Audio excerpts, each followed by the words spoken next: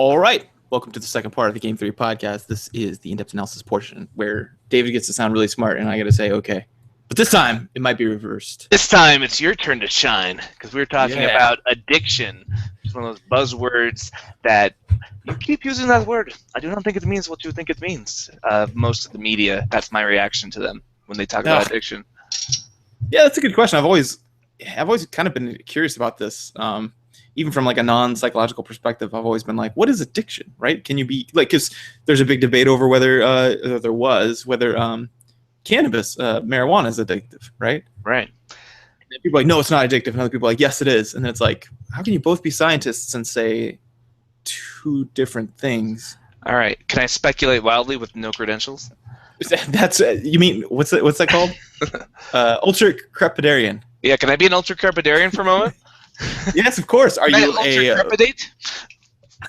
Wait, are you a OBGYN? Yes, I am. Then of course you may. Continue. Oh my gosh. Okay, we'll have to talk about this on our other show, but somebody was doing that color code stuff about renowned psychologist talks about colors being your personalities, and you looked her up. She is not a renowned psychologist. That doctor in her name is a PhD of theology and metaphysics. Yeah, which is the art of bullshitting. Like, I like philosophy; it's fun, but it doesn't make you an expert. It makes you really good about what people have thought about something. Yes, it's yeah. I mean, you might as well have a PhD in the Silmarillion for all the credentials it gives you for psychology. But anyway, that being said, I'm going to do what I was just making fun of and speculate with no real training. I think the reason people keep using addiction is because there seem to be two kind of equally valid definitions floating around, or two different senses of the word. There's one that's just like how any habit can be addictive, like running can be an addiction. And then there's the other where there's this kind of nicotine chemical dependency that seems to, maybe you can help me separate those two and understand the difference between them and why we use the same word for them. Is there a better term we could use for one or the other? What's going on with that? Yeah, that's a really good way to differentiate them, but it gets a little muddy too in the middle because, right, so we have like, okay, the reward center of the brain, which everyone knows about, I think by now, hopefully. I keep bringing it up, the nucleus accumbens, which is kind of the feel-good center. This is like sex, good food, everything. This is the center that is responsible for that feeling. And then you've got different pathways that lead into that. But whenever people talk about dopamine being released in the brain, they're probably talking about dopamine happening in this portion of the brain. Because when dopamine happens in, let's say, the caudate nucleus, you've got yourself Parkinson's. Well, that's a regular process. But whenever it dysregulates, that's Parkinson's. So not always a good thing when dopamine is flooding your brain. Yeah, so when people like dopamine, where it is and how much. Yeah, that's like when people are like, you've got serotonin is released in your brain. I'm like, what do you mean? Where? It's just a neurotransmitter. It's like taking a square block. It's like square blocks are released, and you're like, but where do they go? I mean, it depends. Yeah, it's like watching an episode of House. He's like, I've got it. He's sick. Yeah, or if he's like his organ is misfiring. You're like, what? Which one? And what do you mean misfiring? Do you mean like diagnosed?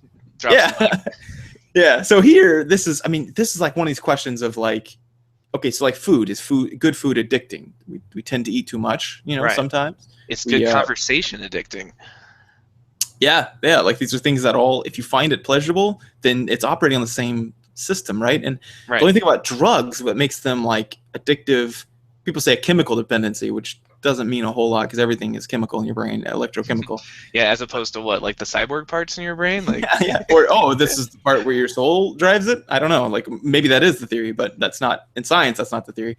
So I don't understand. But really, there's this one. I don't know if you know this, but drugs actually don't. It's not that you metabolize a drug and that you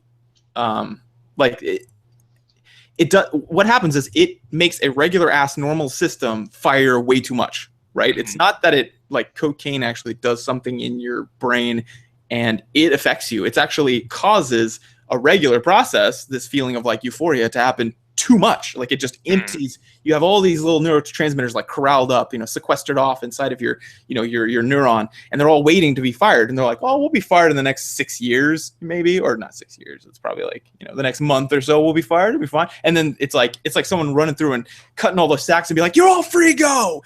That's all cocaine does. Like it makes you feel So it's crazy. like the great liberator. Yeah, and so drugs like benzodiazepines or morphine, for example. Morphine's kind of weird because the feeling you get from morphine or from heroin is not. It's not heroin that does that. It's actually it's in your periaqueductal gray. This the part responsible for like kind of that before you die kind of feeling, like it's the shock almost, or it's a painkiller. It's like a super painkiller. It just releases all that. And so like whenever people say it's addictive, I'm like, well, it's a natural process, but it caused an unnatural triggering of those natural processes. So that's how I differentiate it. Like one is like kind of an unnatural triggering, you know, and another one's like a natural process that gets you, quote unquote, to really like something, but some people say addicted.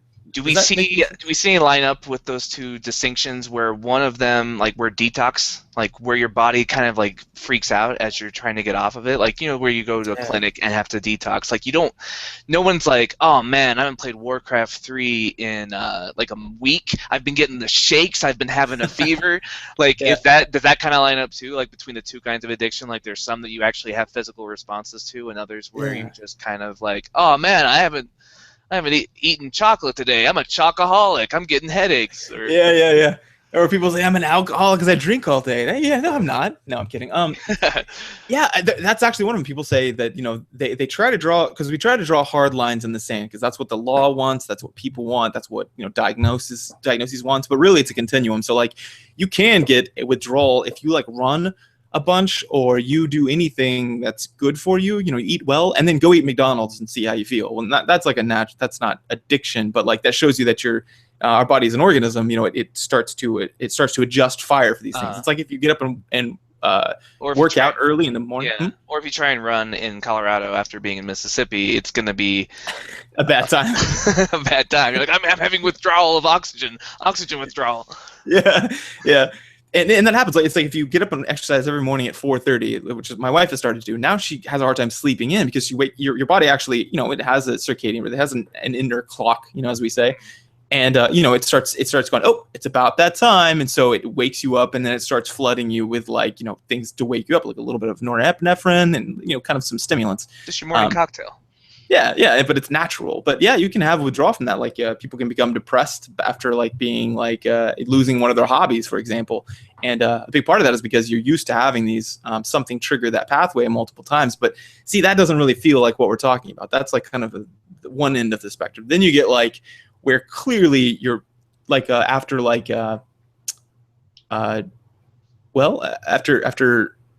well, actually, cocaine's a really good example of this, but it could be morphine too or whatever. But you know, you've got this. You clearly turned your shit on overdrive. You overclocked your CPU, and then it's got this time afterwards where it's struggling just to run.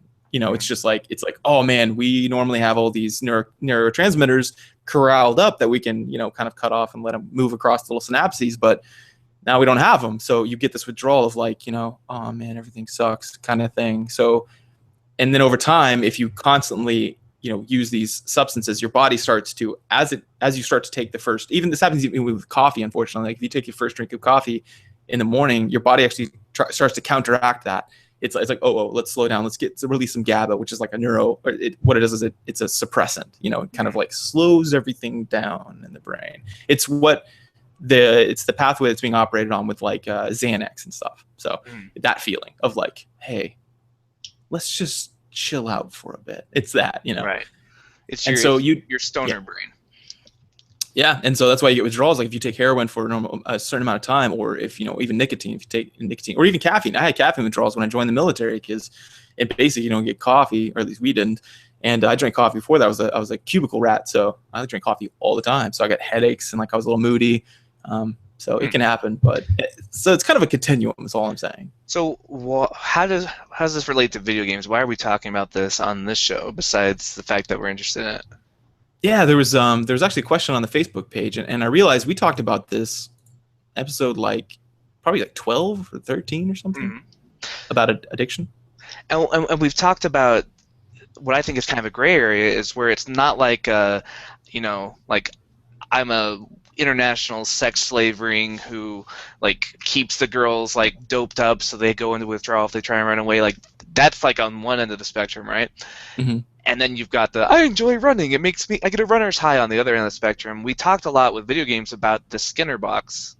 Yeah. And I feel like that's kind of in that gray area where it's not like as obvious of an addiction as like I haven't had Vicodin and I'm getting crazy, but it's also stuff is happening, right? So maybe we should talk about that because it's been a while since we've talked about like the Warcraft Diablo kind of addiction process.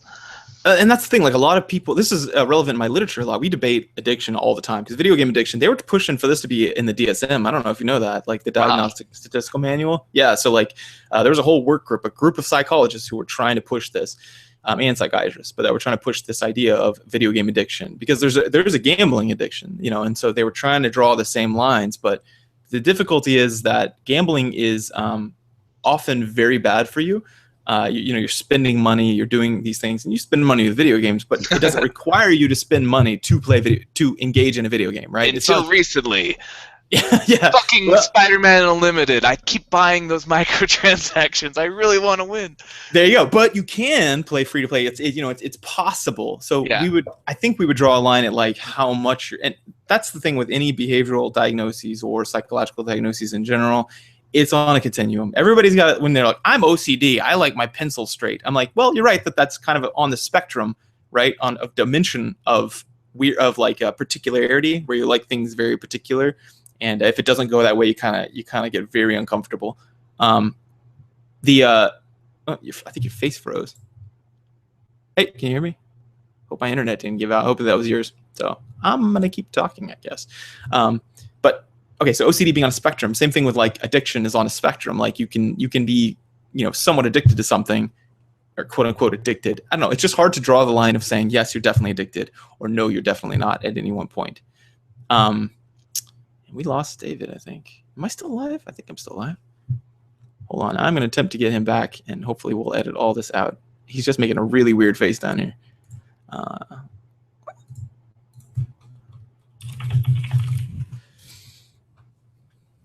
Sorry, live viewers. He says his internet just died. So I guess I'll talk about this a little bit without a clever backdrop of David being funny.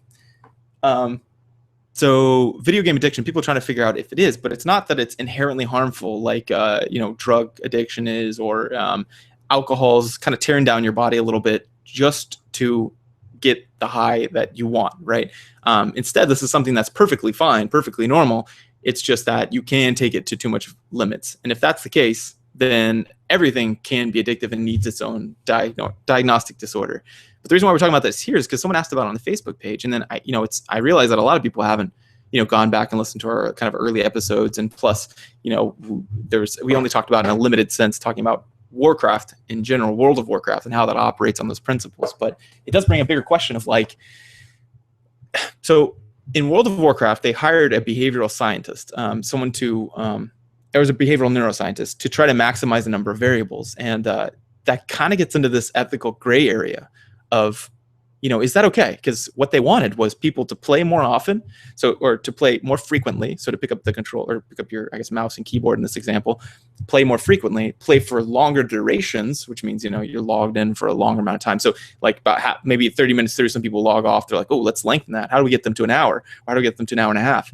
And then they also wanted you to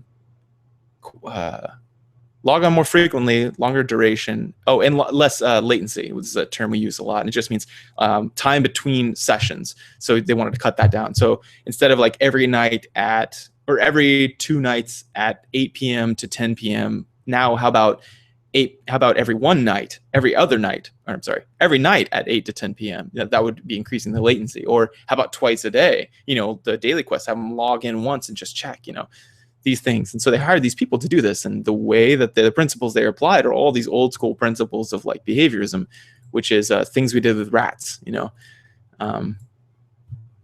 David just says he's rebooting his router. Here we go. Good, rebooted, Cooper. Anyway, so this was all studied through behaviorism, which was like this kind of a big movement in psychology that started saying like, hey, you're back. Okay. He's getting set up, guys. Hi. What's up? For some reason, I've got two Davids in this call. I'll kick this one here. Yeah, get rid of him. This isn't the evil twin David, is it?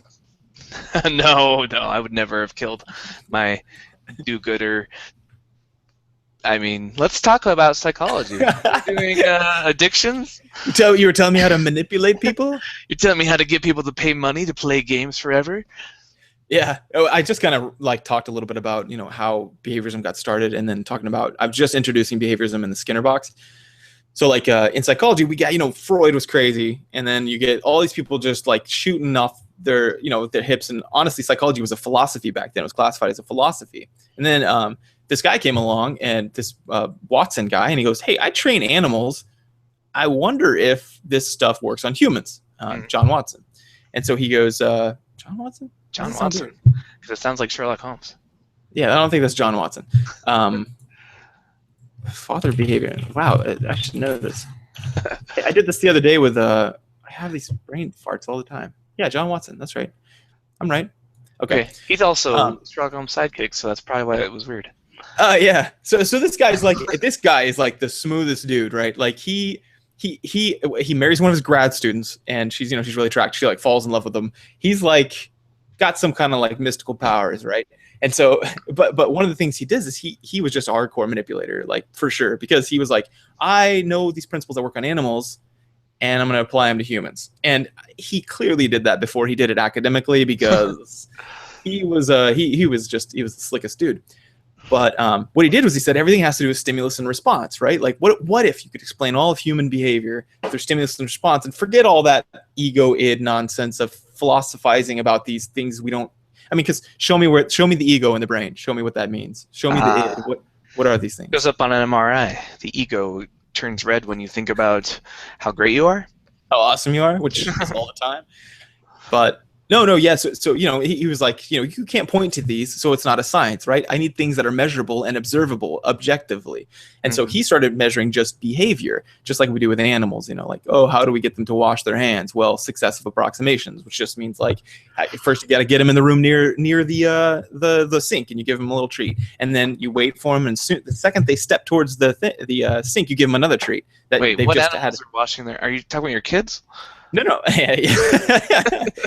This in particular was actually raccoons. They were training them for Barnum and Bailey. Yeah, these raccoons, they were teaching them to like catch this little thing that came down off this slide-looking mechanism. They catch it, they pick it up, they washed it, or they go and they bring it over to something and they wash their hands. Okay. It's a weird thing. But anyway, like this guy started saying, let's do this with humans, and he kind of did, and he started making this awesome thing. And him and B.F. Skinner, like his little kind of his bulldog guy that came out right after him. B.F. Skinner was like, let's take this into the lab. So anyway, he makes this little box. He's like, let's break this down super simple. Everything's so complex. Humans are complex. Let's break it down simple. And he calls it a Skinner box. So that's the colloquial term, but it's called an operant conditioning chamber. And if you guys want to impress someone at a dinner party, and basically it's literally just a shoebox. I'm not shitting you. I think it started as a shoebox, the very first one, with like a metal grate floor. That's irrelevant. All the necessary parts are, it has to be an enclosed chamber with an observable side, so a little window on the side, so you can watch, a light in it, and a lever, and then a food dispensing mechanism. And that's all you need. And what you do is you're trying to pair certain things, like pressing the lever, and he gets a piece of food. Oh, well, he's hungry, so he's going to push it again.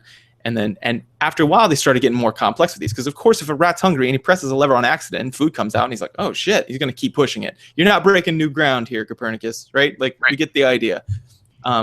He started saying like, well, what about like, I started developing these things called schedules, or reinforcement. We're all familiar with reinforcement. Like if your kid does something right, you're like, good job, let's eat ice cream. Or you could flip your dog like a treat whenever he sits.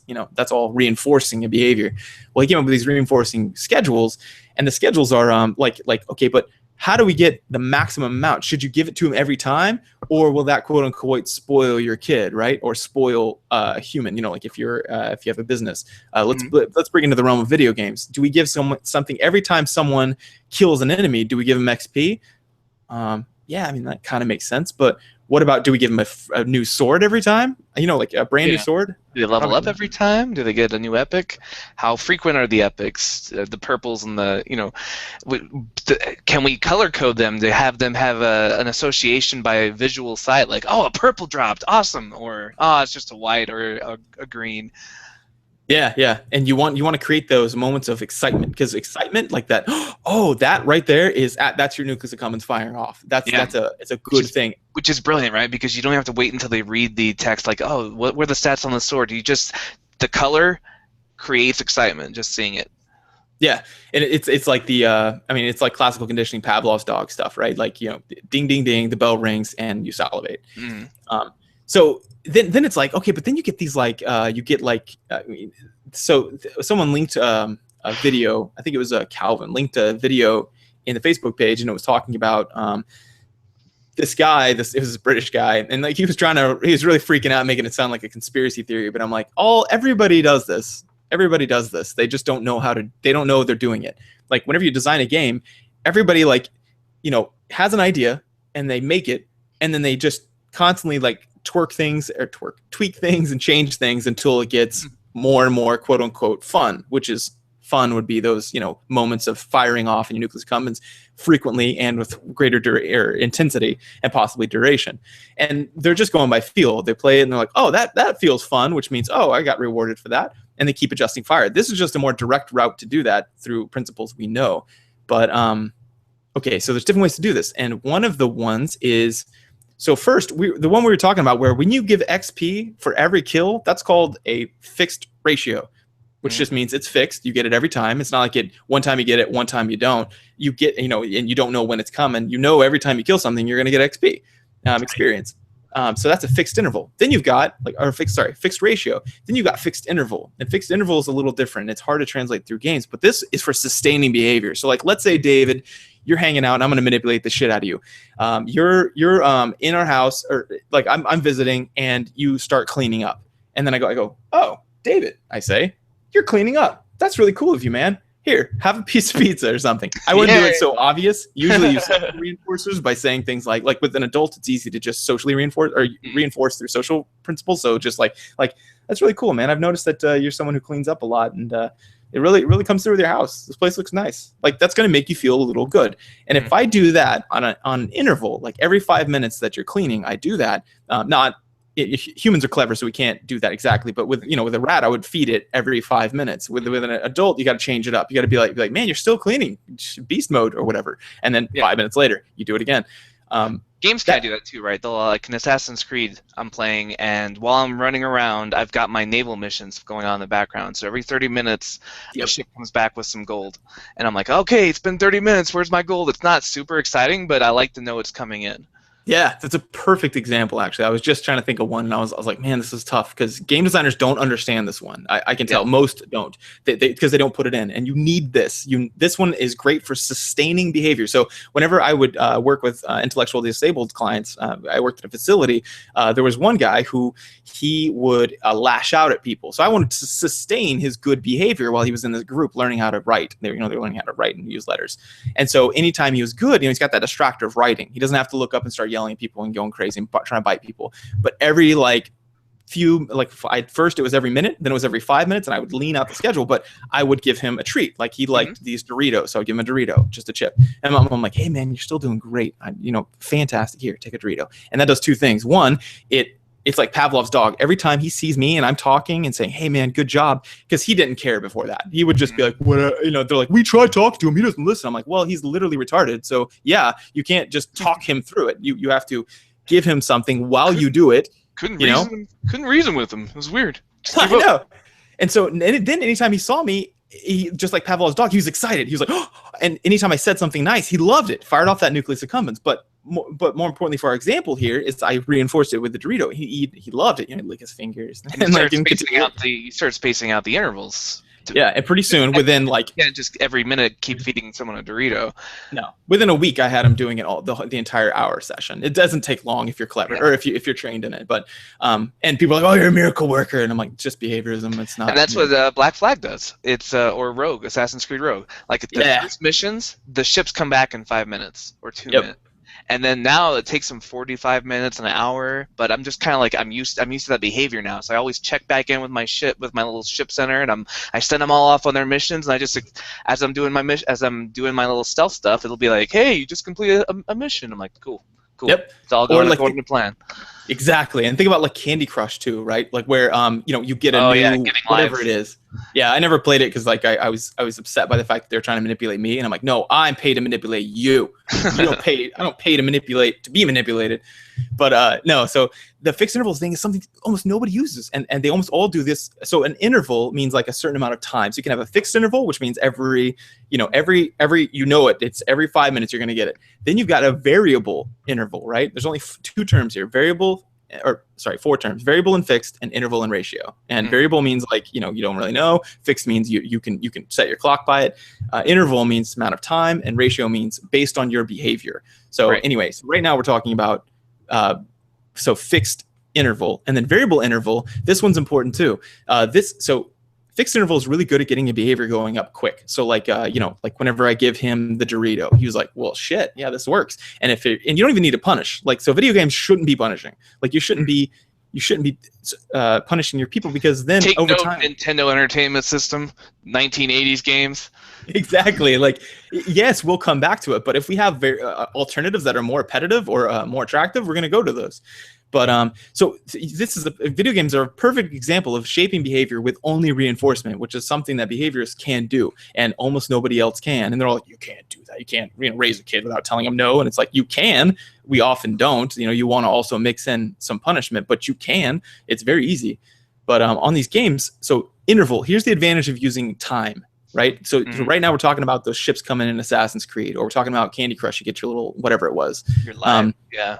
Yeah, you get your little bonus there, or like what was that Star Wars ones we were playing? Like you get some kind of whatever it is. You get some kind of bonus for just being logged in, or is this including things like log in every day, and then if you log in 10 days in a row, then you get like a special reward? Because that's a ratio. Okay, so this is just about time spent playing. Yeah, and really this can be abstracted two ways. One being time spent in playing, or just time in general. I would say if I was designing the game, time spent playing, because we're not trying to increase the amount of time that they live. Or we're not trying to reinforce them just being there. We want to reinforce them being logged in, not logging in. We want to reinforce them being logged in, which means the longer amount of time they're just sitting there with their phone out, or a phone, you wouldn't want to do that, but a video game like World of Warcraft, for example. But the advantage of intervals is that is that they're reinforcing, and you don't have to work for them. You don't do any work. So you know how people say in games, they're like, feels like I'm working. That's a ratio schedule. Ratio schedules are based on behavior. So like that would be like leveling, for example, grinding. Right. You kill stuff, you get that fixed ratio. So every time you kill something, you get it's based on your behavior of killing. That's a fixed ratio. You get XP, and then you get variable ratio. Now this one's gonna blow your fucking mind. This is the one I think you talked about in the video. He made it sound like some kind of mysticism, but this is just science. People send me the weirdest shit when I'm recording. I'm sorry. I'll have to show this to you later. But anyway, so if you want to get someone doing something quickly and right away, like if you want to bring up their frequency of doing the behavior, so like if someone starts a game, they just start the game, you're like, how do we get them hooked quick? You're going to use a fixed interval, which means what we need are a fixed ratio. That means that that's the most that gets the behavior going up the fastest. So every time that mouse clicks on that lever, he gets a treat. Every time that person kills a something, something pops up and it's bright and shiny, and it shows them, hey, you made some kind of progress, or you got you could give them money if you wanted to lose money in a game for some reason, but however you want, you reinforce them. It's why the first time I played World of Warcraft, I spent the whole night and just lost track of time, because you're leveling up every couple minutes and that bright light's coming up, and I'm like, yeah, I'm level 11, and the sun comes up, and I'm like, wow, I just stayed up all night for the first time. Yeah, exactly. But the weird thing about this one is, this one sucks, because as soon as you take away that interval, so like let's say you're playing all night and then all of a sudden you kill a wolf and nothing happens. Right. What do you do? I get a little frustrated. My leveling up is slowed down. Kill a few more. And then what do you do? There you go. See. Okay, so you get this thing called behavioral variability, and that just means like, what the fuck? That literally means what the fuck? Like, because the person is thinking, or the animal's going, I expected that, and they do it again. or they try something a little different. They're like I killed a wolf. Is this a glitch, or do I just not get him anymore? So you kill another wolf. Let's say you kill a bunch of wolves and none of them give you XP. What do you do next? Wander off. And do what? Just look for different things to kill.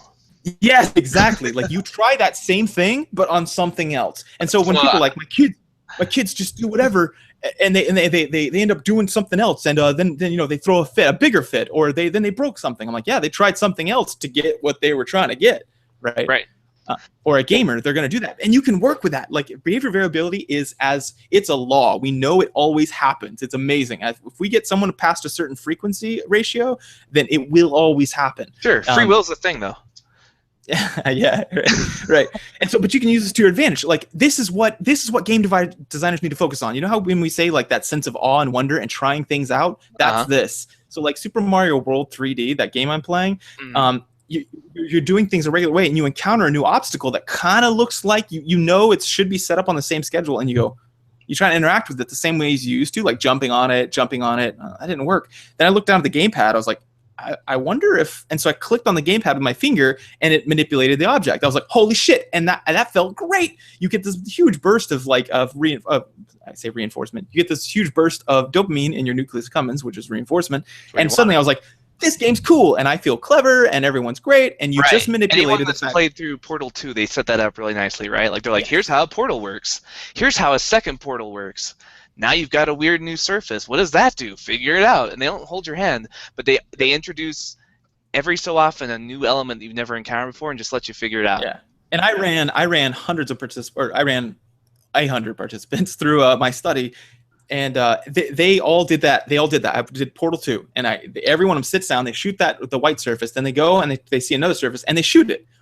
Every one of them, because behavior variability will always happen. It doesn't always have to mean they shoot that surface, but that's just because that was a well-designed, alternative. But they're going to try something. They're going to jump. They're going to press other buttons on the controller. Variability, you will get it. And if you reinforce that variability, then what? And so, like with kids, whenever I'm like, no, if he starts cranking up his anger, that's behavioral variability, because you've already set your foot down. You've been like, hey, you're not going to get dessert today. You acted like a bad boy or a bad girl, right? And then they go, they're trying something different, and then you have to just weather the storm. Just sit there and just look at them until they're done. And then you go, are you done? And like, yeah. And you're like, I'm sorry that you're so upset about this. There's still no dessert. And if they cry again, you're like, okay, well, now this is going to be punished because this is unacceptable.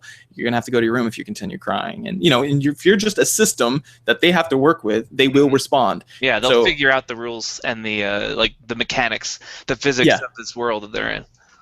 Yeah, so it's just like in video games. Like, okay, so right now we've got ourselves a David that plays all night. But you're going to quit at some point, right? Right, like because if they keep that level up schedule that they were giving me, I'd be level 60 by the next night, and then I'll run out and of motivators.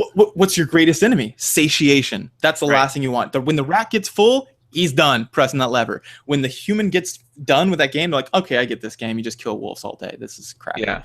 And then you're like, oh, okay. We Wolf need to Genocide 2000. It's a great game. Overlooked.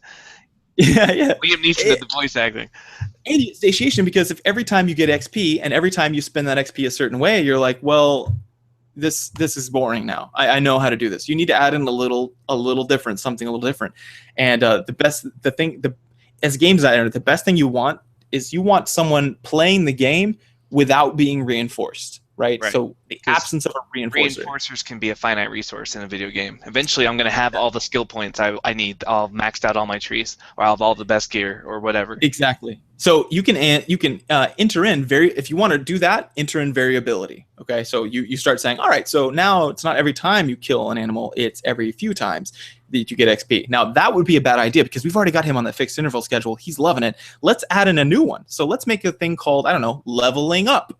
There, where it's not that every 10 you kill, it is for the first level, but the second level is at 10 wolves again. No, it's something different. Like you've got 15 or 20, and then and by level 90, exponential curve going up. Exactly, and by level 90, you're killing hundreds of thousands of things before you level. Like you can't even just grind out that level. I don't think. I really doubt it. And if you do, good on you. That sounds boring. It's the training montage from the South Park World of Warcraft episode. Do the math and figure out that it's like to kill like 3.5 million pigs to get to level 60. Oh, yes, so bad.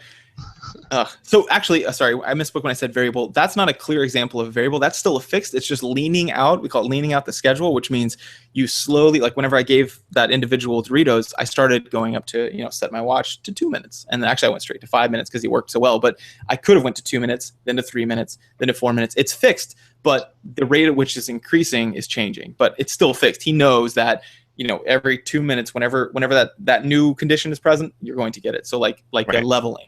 That, second level takes this many, that's fixed. If I start a new character, second level will still take that many. Right, and once again, you get a visual representation of it, right? Like you have a bar and you're watching it go up. Yeah, that's awesome.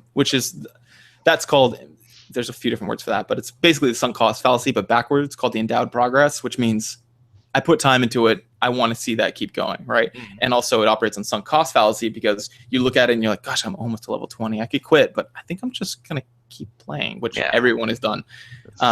So right now we've got fixed interval. We got David playing. We got variable where, we level kind of a different, it's a leaned out fixed. So now we need a variable interval. So something based on time, but it's variable. What if you had a chance, kind of like a lottery, to win something just by being logged in? Like, let's say a GM might visit you, or you might, a world event might happen. Oh, wait, that happens in Guild Wars too. A world event could happen if just because you're logged in based on time, and it's variable because it doesn't happen, there's no predicting it. It just happens what seems to be randomly. Bam, you've got yourself a variable interval. So now you've got David playing quite a bit.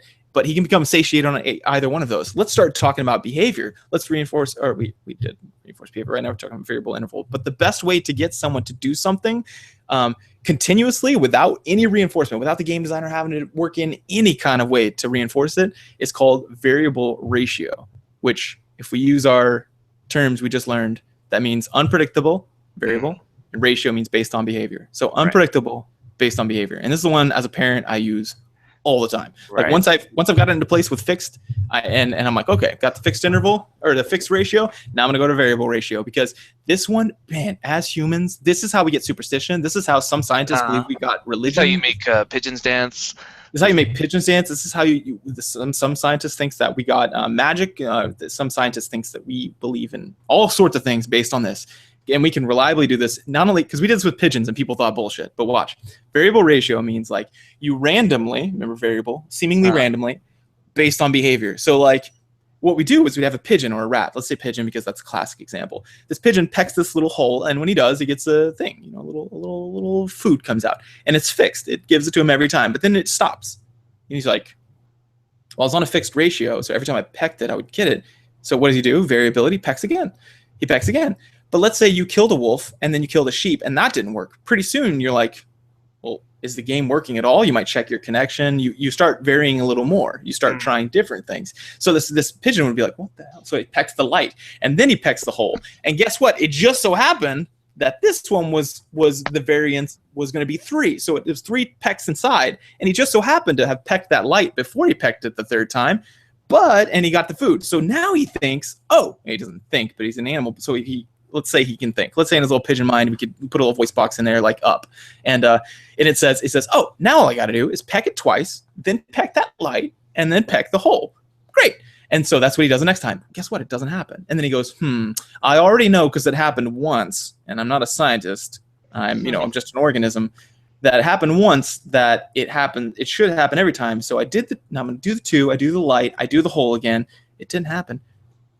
He looks around the cage, kind of turns around, and then he turns back and he pecks it again, and just so happens that 5 was the answer this time. So a pellet pops out and he goes, oh, okay, so I still do the 2 pecks, the light and the peck, but I also have to turn once and then peck twice. And then they hold on to these, and pigeons hold on to these, and you can get them doing the weirdest stuff. Like every time you set it to variable ratio and then you just walk away for the night, come back, and every one of those pigeons will be doing something fucking crazy every time. It's crazy. Like they'll be, one will be doing this with its head over and over, and then stomping its feet twice, and then pecking twice, turning in a circle, hitting the light, hitting the certain thing, and then he's like, where's my?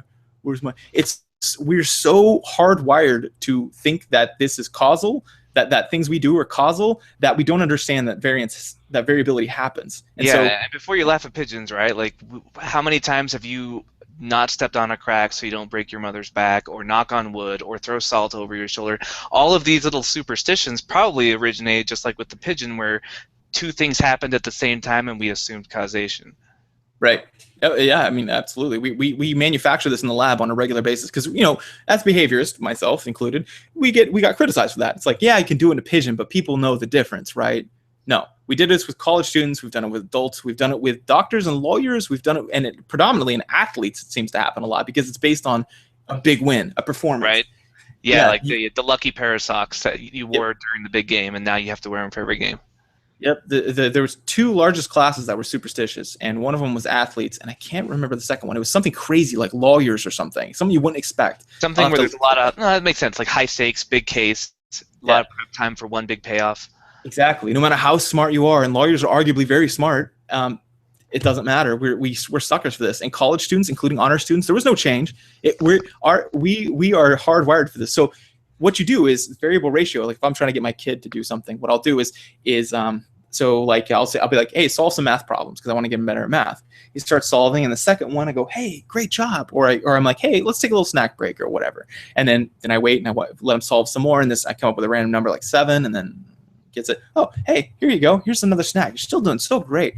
And then flip a coin or roll a die, and then this time it's 2. Hey, good job. There you go. And this is variable reinforcement. You can also do variable punishment. You have like a DM screen that you're behind while you're watching his homework, and you're just like rolling dice back there. Like, yeah. Random encounter, Snickers bar. Good job, buddy.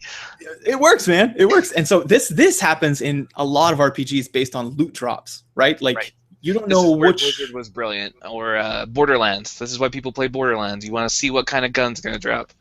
Yes.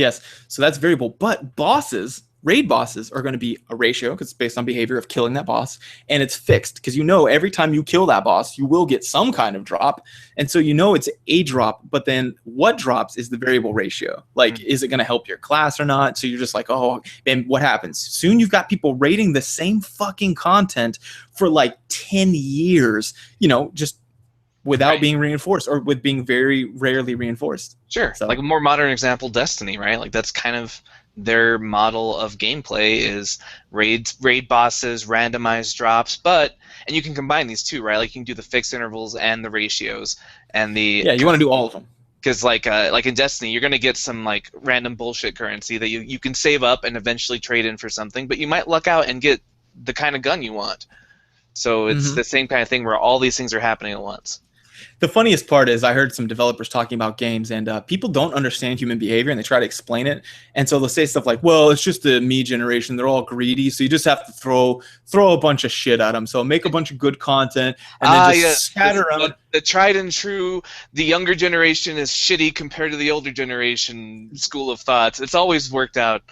Yeah, juvenophobia, as Chris Ferguson, friend of the show, says. But no, they seriously said that. They said like make it based on, I don't know, like whenever they kill a random creep, based on like when they kill a boss, based on, and what they're doing is thinking at times they had fun in other games and they don't understand why it worked, but they're trying to make it work here. And so many people fail because they don't understand when to do which schedule. They just start throwing them all out there and they just don't know. And so this one, Destiny, as per report at least, is did it on purpose, right? They probably hired an advisor, like someone who's a professional, like myself or someone smarter, who knows, and said, how do we do all this? And then they cut straight to the chase. There was no goofing around. They knew exactly what to do and how to make it work. And apparently that pisses people off because no one likes to be manipulated. Surprisingly. Which is weird because, like, I guess I don't like being manipulated, but it's kind of a bigger question. Is that okay? Like, to hire a behavioral scientist? Is that, I don't know. Well, is it cheating? Because is that hacking, okay? Is it like hacking? Are you hacking humans when you do that? Yeah, I hate that term, but yeah, I mean, look at the South Korean people dying. I mean, is there too much, or should that behavioral scientist be sued? Yeah, for that. I don't know. Right. Like, is there a larger ethical question here? I don't know. Of course, I say no because that job security, but yeah, I don't know. It's an interesting question because. On some level, we like to think of ourselves as having more rights than animals, right? Like, we're okay doing it to pigeons, but we're like, whoa, those are humans. And the fact that we're even having this conversation, you have to admit on some level that we're not different from pigeons, which kind of squirks a lot of people. It makes a lot of people uncomfortable. So it's hard to even have this debate because then they're like, well, it's fine because free will. We're different than animals. Animals don't have free will. We do. It's like, yes, we certainly have the experience of free will, but does that protect us from these same tricks that work on pigeons? And it just kind of muddies the waters, I think. So I think the fact that this conversation isn't even really happening, like nobody's talking about should we sue these psychologists. I think that kind of comes from the fact that we like to think of ourselves as above the animals that psychologists do this to, or more immune to these things. Which, like, in order to sue for damages, evidence. we have to kind of argue in favor of the fact that we didn't have a choice. Like, we were being manipulated to the point where we couldn't fight it. Yeah, and free will is a useful, whether it's here or not, nobody knows. Yeah, if it's not real, it's a useful illusion. Yeah, because our entire legal system would be totally different than it is right now, and which I argue it should be, but I always found it ironic that the more you learn about behaviorism, the more it calls into question free will. But free will, behaviorism necessitates that the subject thinks he has free will. Right? The illusion of choice. So it's this weird paradox of you don't believe in free will, but you also need it to make it work. But is that true though? Because look, you put yourself on I'd like to think I influenced that somehow. You put yourself on a behavioral reinforcement schedule for running, and your schedule went way up for a while. I don't know how it is now, but you knew it though. You were actively, quote unquote, manipulating yourself, and I think that was probably okay with you. Well, it's a private question, but my self-manipulations tend to work out pretty well. No, yeah, I ran a lot. I ran 12 miles of trophy, and I've just got trophies everywhere. The only reason it stopped is because I ran out of reinforcers. Like, now that Star Wars is coming back on, it'll probably pick up again because I'll have more trophies to buy. See, if I was advising you, I would have been like, satiation. Okay, so to combat that, what we need to do is start putting you on some variance, and instead let's throw in a variable interval and a variable ratio, and then over time we're just going to cut that out, and you'll just be a runner. And the variable ratio would be like, oh man, every time you get back home, you roll a die. And if it's a 6, you get on Amazon right then. No latency, don't wait, right then and do it so that you're excited to roll that die. So yeah, that's what I would do. Yeah. But it's funny, I do this stuff to myself, and I don't feel like it, necessarily robs me of any agency. I think it's a great little quote unquote life hack, Mm-hmm.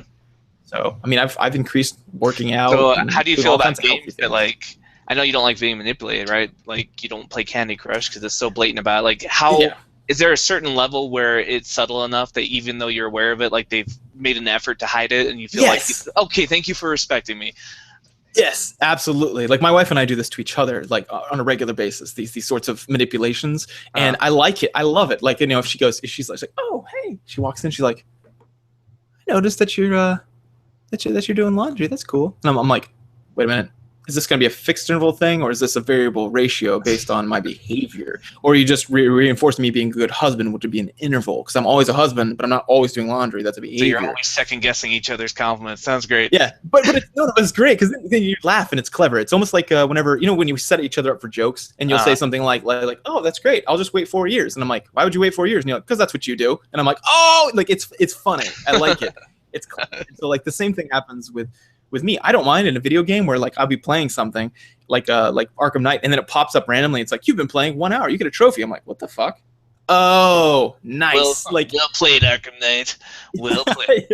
Yeah, and in a way, it helps you like decouple yourself from these chains. You are less driven by it whenever you can analyze it, realize it can happen, and then as long as you attach a punisher to that, you will lower your own behavior. So disgust. Like look at it and be like, ugh, how unclassy. Then that would be punishing that noticing of that bad behavior. And so now you're going to kind of pair that with us feeling disgust. But I don't do that. I like to think I'm going to walk right into it. I love it. Like Earthbound, the game we're going to be playing for the book club eventually.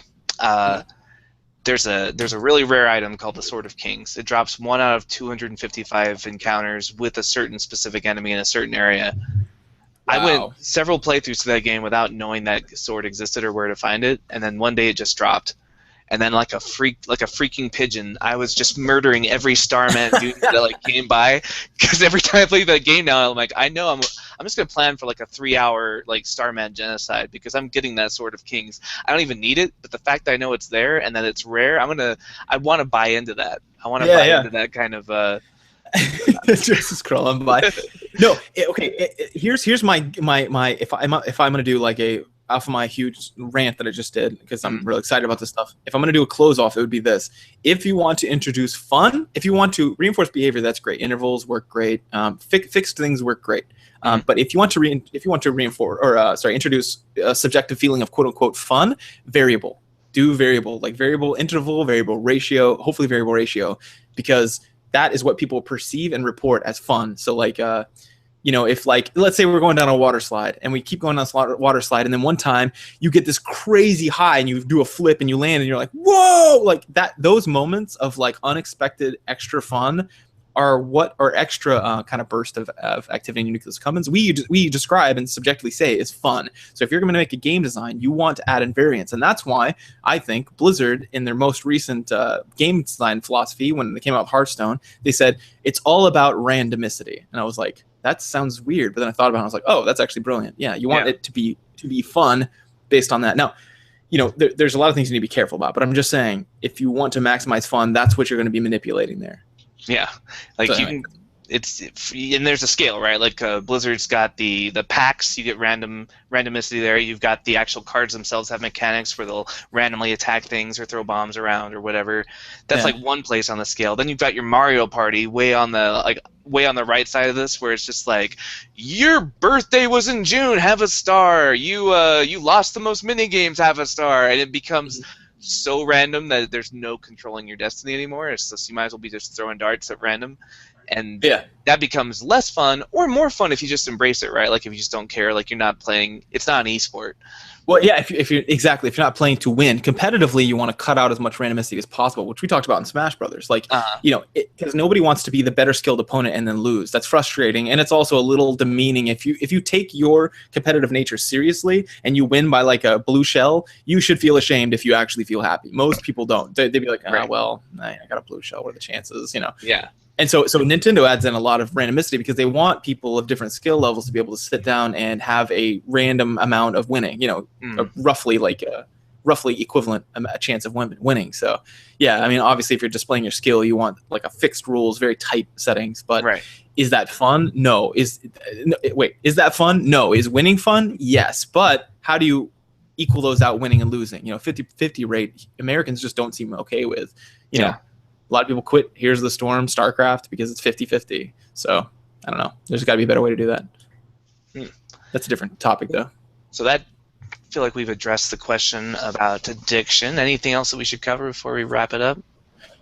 No, I think that's pretty much it. These terms addiction really come from manipulating these reward pathways, and drugs do it through like a hack kind of, and so they're frying out a system that's a very good system that works very well, and it's just overflowing it. So I would say that those are, it's hard to say addiction. I don't know. Like, it's just a weird term. I don't like it because people are like, you can be addicted to anything, like running. And I'm like, I don't know. What do you mean by addiction? Like, we don't even agree in the literature. And like, one of the things I studied was addiction. So it's one of those words. We don't know. Yeah. It's a useful delusion, like the people say, like it's a different thing than what your relationship you have with, I don't know, literally everything else in your life. Like, am I addicted to being married? Am I addicted to doing the podcast? I don't know. I keep doing it. And we said the last time we talked about this that it tends to reflect more the person's biases who are using the word. Yes. Like if I say I'm addicted to video games, you can assume them. I don't think video games are very helpful. If I said I'm addicted to running, you're like, well, how? He must think that running is not a helpful thing to do. Yeah, like he's gone to it gives the insinuation, and a lot of definitions include this, that it has to be harmful to be there. So yeah.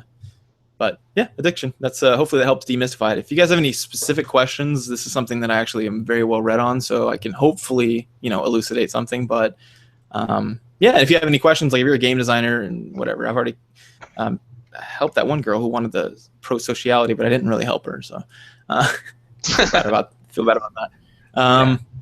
But yeah, I'll typically try to help best I can. So, great. Let's go on to listener feedback then. Sounds good.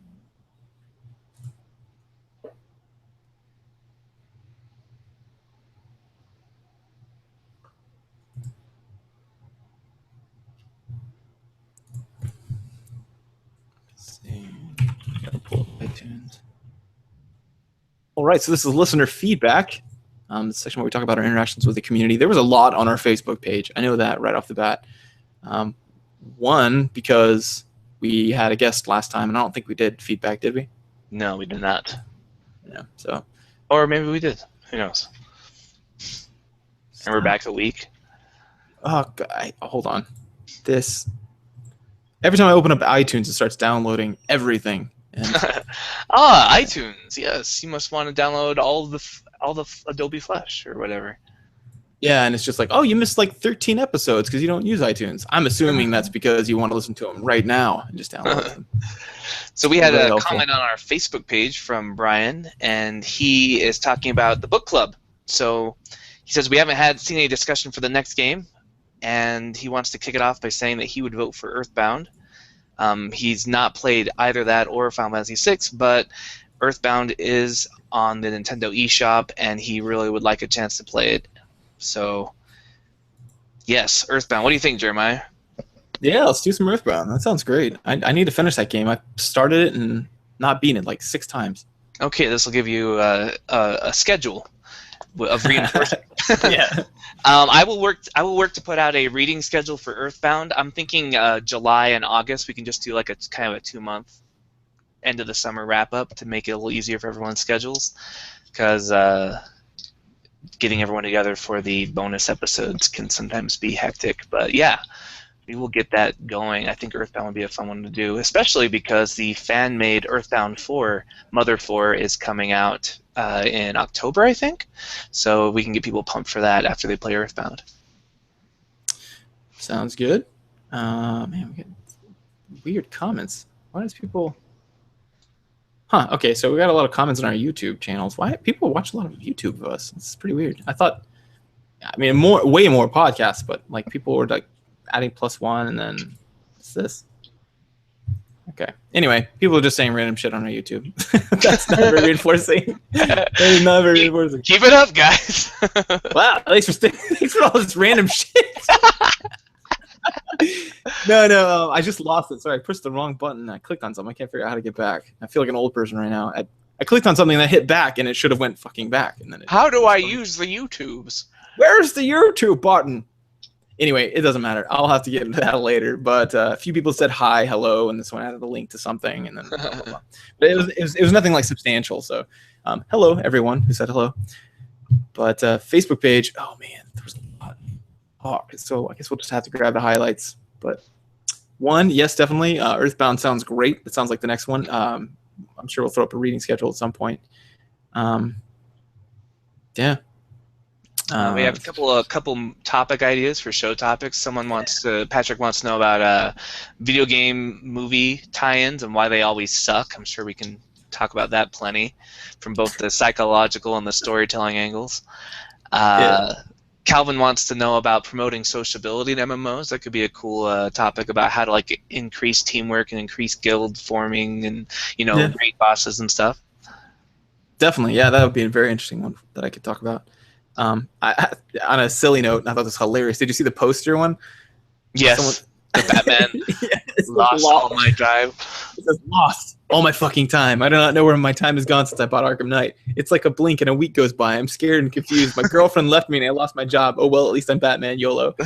YOLO. I never understood YOLO. Like if you believe you only live once, shouldn't you be more cautious because you're not like you could die and that's the end? Yeah. Yeah. Basically, yeah. It's like, oh man, I better buckle up. YOLO. Yeah, exactly. I'm putting some sunscreen. YOLO. YOLO. Yeah, I'm gonna say that next time I'm at the beach. YOLO, folks. Sunscreen. YOLO. Yeah, there's a Lonely Island put out a joke about that. Have you seen that? No. Yeah, a video. It's called YOLO. It's pretty hilarious, and it's like better do your taxes because spending time in jail will waste your time on Earth. And exactly. So you only live once. It's pretty funny. Anyway. We had Tommy posted something about a virtual reality theme park coming to Utah. David, this is near you. I know. I'm going to be in the beta group that gets trapped in it and has to kill everyone else to escape. That's a Sword Art Online joke. I get it because I watched like 2 episodes. Well played. In 4 years, you will finish it. Man, right now I'm just finishing up Game of Thrones. Like I just caught up on that. Insane. It's doing stuff the book didn't do, so now I'm really excited. But yeah. Now I'm ready for my next one. So maybe I'll jump to that. I started watching High School of the Dead a little bit, but I just felt like a pervert, so I couldn't watch anymore. I know it's the weird, the thin line you have to walk with that show of like zombies and panty shots. Okay.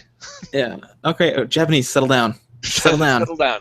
But also, someone put up a picture of or a video of their his son playing Batman, or his daughter playing Batman. And I was gonna say I do the same thing with my son Davian.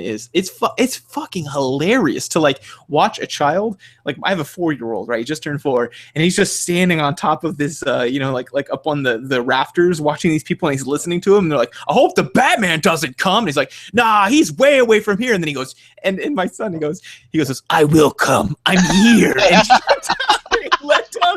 It's like crazy.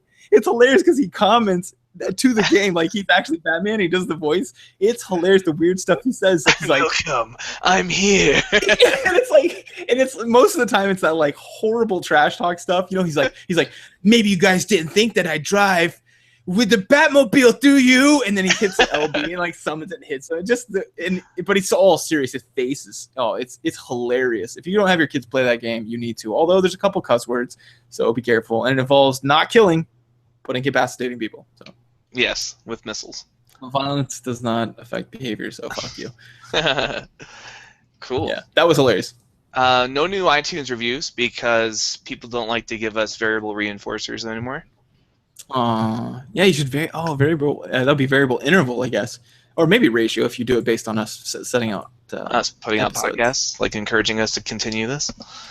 I see what you did there. See what I did there? Do I feel insulted? Yeah. Yes, manipulate us. We want it. We love being manipulated. So yeah, leave us iTunes reviews because it reinforces our behavior and also helps us out. So. Yeah, and hopefully we can get a couple guests on. That's reinforcing you for listening, because I think it's interesting when we have on guests. And we got to get our shit together for the 100th episode. We got to come up with a plan, dude. Yeah, we do need to get our shit together for that. So that's going forward. If you have ideas for how we can get our shit together, email us at thegametheorypodcast@gmail.com. Or you can leave a comment on YouTube, and we will just say, hey, there's a random comment, and probably not. People are just leaving random comments. No, I said random shit, I think. That was the worst part. Random shit.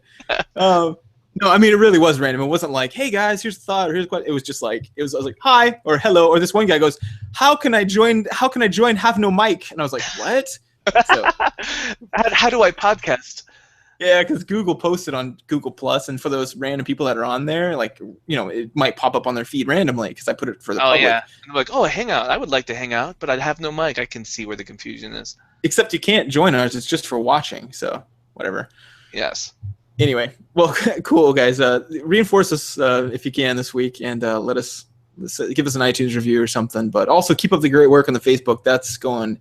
I love it. I love that there's a lot of activity there. I don't always comment on all of them because I'll be like on my phone, like at jiu-jitsu or something. I'm like, oh, that's a good question, and I just set it down like an idiot instead of saying anything. So, but yeah, we appreciate it.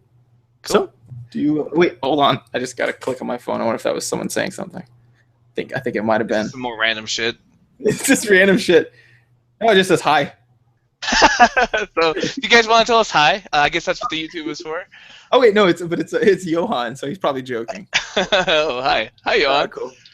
Anyway, okay, well, I think that pretty much wraps us up, doesn't it? Yeah, let's abort this monstrosity. Let's abort it. It's done. All right, see you guys. Bye.